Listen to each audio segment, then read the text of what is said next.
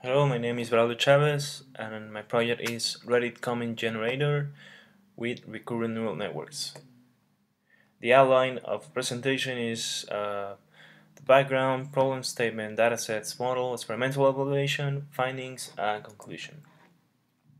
So the problem to solve is the automatic generator of logical comments for a specific context. Some of the applications of this are Piazza's automated, TA's automated responses, fact answering, or any forum-like discussion. If done correctly, a lot of time and resources can be saved. For example, the TAs wouldn't need to spend too much time answering the same questions semester after semester. This also applies to auto-generate facts for company customer service sites. I chose Reddit comment generation because that was a dataset immediately available to use and also a very active community. As a very active community, this allowed me to get results quickly for evaluation. So as I said before, the problem is to generate logical comments for specific context. The general approach I used to solve this problem was to focus on a specific subreddit. I chose the subreddit name Funny because it's one of the top 10 most visited.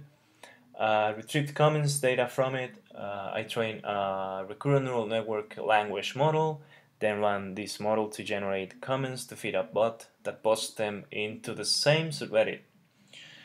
The evaluation of the model consisted of a technical metric, which is perplexity, and of engagement metrics, which are other users' replies and upvotes. The dataset I used was about 31 gigabytes of an entire month's worth of Reddit comments. Because I wanted to focus on a single theme, I filter the dataset to only use the comments from the funny subreddit. This reduced the size to about half gigabyte, and then I tried to bias the model to learn higher quality comments, so I only select the comments that had a score bigger than 10. These arrived about 13% of comments for that subreddit. Later on, I discovered that the score count was obfuscated by Reddit's API, so that means that I actually ended up filtering by score bigger than about 10. So the model, I use recurrent neural networks. Here's a diagram of it. So it basically is a cell A that takes some input X and outputs a value H. Note that there's this special feature, this loop of information that goes from cell to cell over time, and this property allows the RNN to persist information.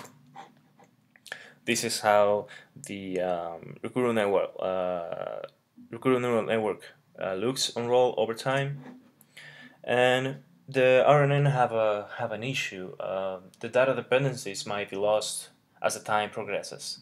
So this causes the RNN to forget previously learned information. That's why I use a special cell that is called LSTM, and they basically decide which information to keep and which one to forget.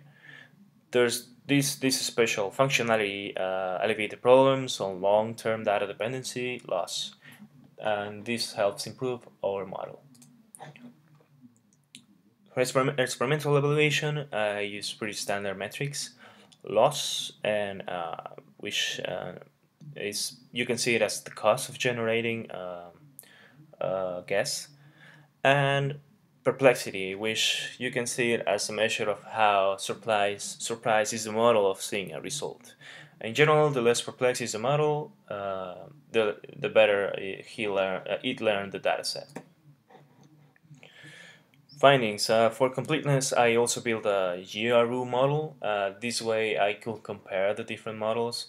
It's worth noting that I use the same hyperparameters and the same dataset to train both models. And we can see in the graph here that the perplexity for the LSTM turned out to be better for this test and this dataset. So I ended up using LSTMs to generate the comments. Here we can see some findings, some of the auto-generated comments posted by the Reddit by my bot. You can see some here that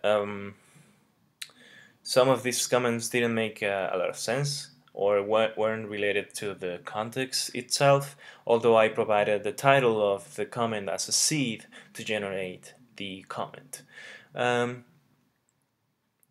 can see here that people gave me minus 28 score on this specific post.